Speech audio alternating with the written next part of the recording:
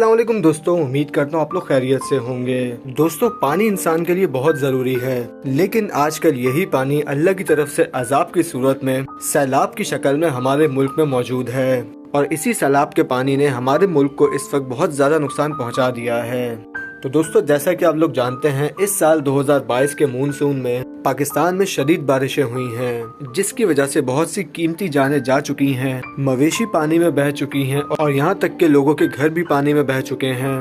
साथ ही बहुत सी जगहों पर सैलाब का पानी अभी भी इलाकों में मौजूद है। यानी कि आसान अल्फाज में कहा जाए तो इस वक्त पाकिस्तान निहायत मुश्किल हालात से गुजर रहा है और अल्लाह की तरफ से आने वाले इस अजाब में हमारी ही गलती है, क्योंकि जिन मुआशरों में शिर्क, जिना, चोरी चकारी, गरीबों का हक मारना जैसी बीमारियां जन्म लेती हैं, वहाँ पर अल्लाह का अजाब इस तरह कुदरती आफात की सूरत में आता है। और जब तक एक आम आदमी 10 रुपए की चीज 10 रुपए में नहीं बेचेगा, मुझे नहीं लगता कि उस वक्त तक हमारे हालात बेहतर होंगे, क्योंकि जैसी कौम होती है उस पर वैसे ही हुक्मरान मुसल्लत किए जाते हैं। ये बात तो फिर कहीं और निकल जाएगी। खैर, हम फिलहाल रेलवे की बात करते हैं। तो दोस्तों, इस वक्त सीन कुछ ये है कि स्पेशली सिंध और बलूचिस्तान में रेलवे ट्रैक्स की कंडीशन जो है वो बहुत ज्यादा नाजुक हो चुकी है। चले शुरुआत से मैं आप लोगों को बताता हूँ कि बकरा ईद से कुछ दिन पहले झम्पीर और मिटिंग रेलवे स्टेशन के दरमियान बारिशों का पानी आने की वजह से ट्रैक पानी में बह गया था, जिस वजह से हैदराबाद कराची सेक्शन जो था वो कम्प्लीटली ब्लॉक हो गया था। ट्रेन ट्रैफिक जो थी वो काफी मुतासिर हुई और ट्रेनें तकरीबन 18 से 20 घंटे तक ताखिर का शिकार हो गई थी। लेकिन आप लोग जानते हैं कि बकरा ईद के बाद से ही सिंध और बलूचिस्तान में बारिशें कंटिन्यूसली हो रही हैं, जिस वजह से सूरत हाल ये हुई कि अब से कुछ दिन पहले जो है वो बख्तियाराबाद और डोमकी रेलवे स्टेशन के दरमियान रेलवे ट्रैक के ऊपर काफी पानी आ गया था, जिस वजह से ट्रेन ऑपरेशन को जो था वो सिर्फ जैकबाबाद रेलवे स्टेशन तक महदूद कर दिया गया था। बख्तियाराबाद और Domki railway station Jacobabad railway station से चलने के बाद आते हैं बलूचिस्तान की तरफ, यानी कि ये जैकबाबाद और सिब्बी रेलवे स्टेशन के दरमियान के दो छोटे रेलवे स्टेशन हैं। मगर इसके बाद भी कोयटा से ट्रेनें सिब्बी तक आ रही थी, लेकिन सिब्बी से आगे नहीं जा रही थी। इसी तरह कराची से बोलान मेल और पेशावर से जाफर एक्सप्रेस भी सिर्फ जैकबाबाद रेलवे स्टेशन तक ही जा रही थी और फिर वहीं से वापस कराची और पेशावर के लिए। फिर इसके बाद हुआ कुछ यूं कि सैलाबी रेलें ने जो है वो शिद्दत इख्तियार कर ली थी और मेन लाइन 3 को नुकसान पहुंचाने के बाद सैलाबी रेला बढ़ा मेन लाइन 2 की तरफ। फिर इसके बाद हुआ कुछ यूं कि मेन लाइन 2 पर लकी शाह सदर और सेवन शरीफ रेलवे स्टेशन के दरमियान जो एक पहाड़ी सिलसिला आता है, उस पहाड़ी सिलसिले पर लैंड स्लाइडिंग हो गई, जिस वजह से काफी बड़े बड़े पत्थर ट्रैक पर आकर गिर गए थे। फिर इस वजह से मेन लाइन 2 पर चलने वाली ट्रेन यानी मोइंजोदड़ो पैसेंजर और बोलान मेल को सस्पेंड कर दिया गया था। लेकिन इसके कुछ दिन बाद मजीद मेन लाइन 2 पर यह हुआ कि खनौट रेलवे स्टेशन और मांझन रेलवे स्टेशन के दरमियान सैलाब का पानी आ गया, जिस वजह से वहां का रेलवे ट्रैक जो है वो काफी हद तक डैमेज हो चुका है और पटरियां जो हैं वो बिल्कुल पानी के अंदर जा चुकी हैं।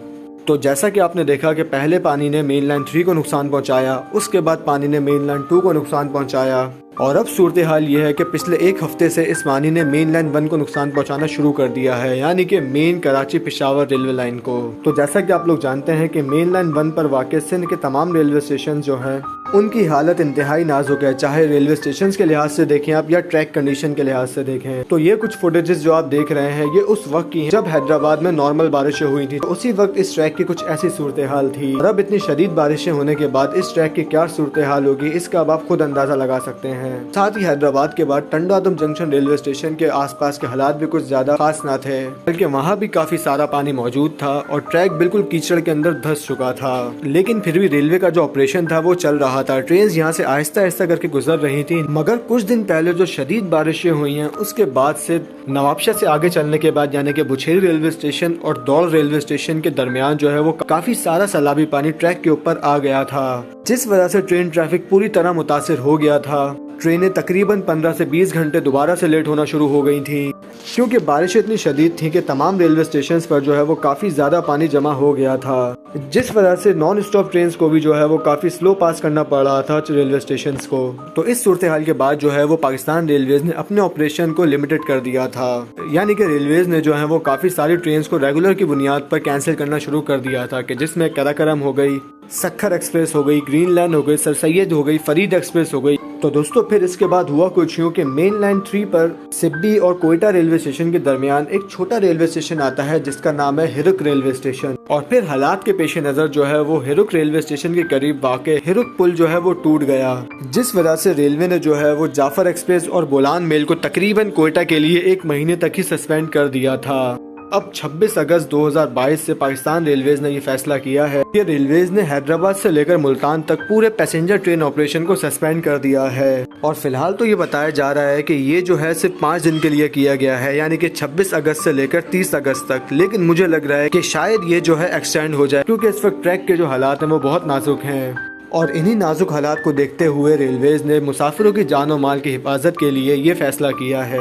लेकिन साथ ही बता दो कि कराची से जो मीरपुर खास की ट्रेन है वो अपने स्केड्यूल के मुताबिक चलेंगी, यानी कि शाह लतीफ एक्सप्रेस हो गई और मेहरान एक्सप्रेस हो गई। इसके अलावा वो तमाम ट्रेन जो मुल्तान और हैदराबाद के दरमियान नहीं चलती, वो तमाम ट्रेन अपने स्केड्यूल के मुताबिक चलेंगी।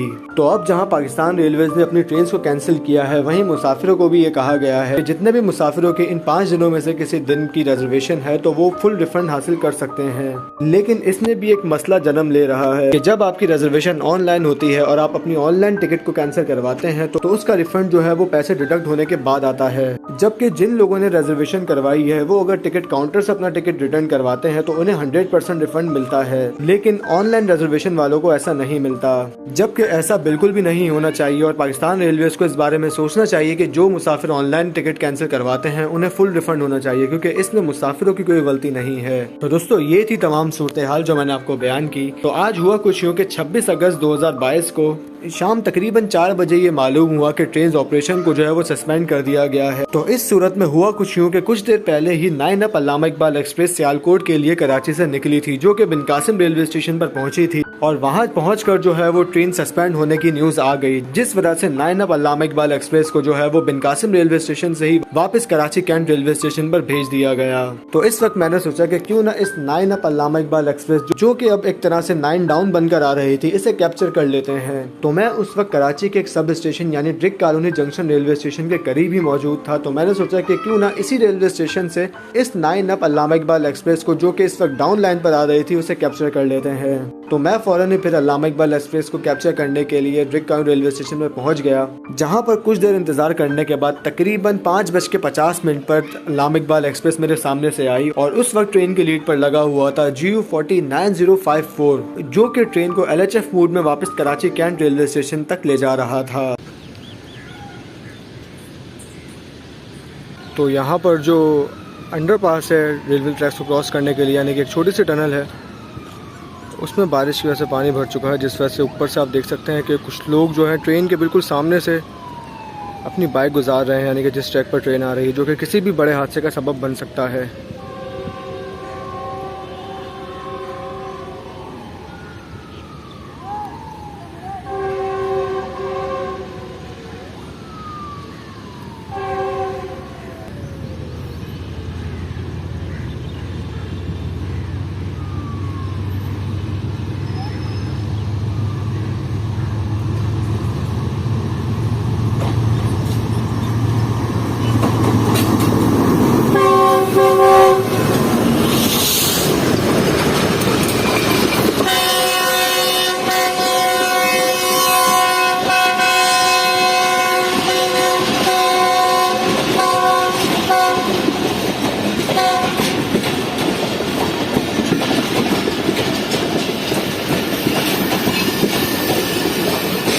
तो ये 9 अप अल्लामा इकबाल एक्सप्रेस उल्टे पैरों वापस कराची आ रही है।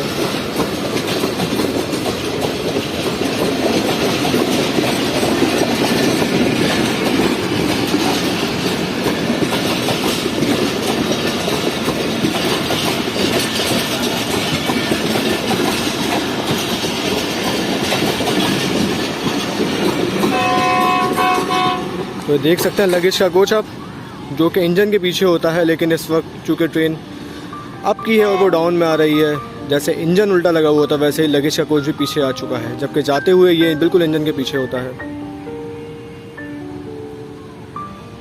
तो दोस्तों ये थी पूरे सूरत हाल पाकिस्तान रेलवेज की इस खतरनाक मानसून के बाद। तो बस अब यही दुआ है कि अल्लाह हम सबको अपने हिफ्ज़-ओ-मान में रखे। जितने भी लोग इस सैलाब में फंसे हुए हैं, अल्लाह इन तमाम की मदद फरमाए, अल्लाह हमें नेक अमाल करने की तौफीक दे। तो आपसे जल्दी बात होगी इंशाल्लाह मेरी आने वाली नेक्स्ट वीडियोज़ में। तब तक के लिए अपना ख्याल रखिएगा। अल्लाह हाफिज़।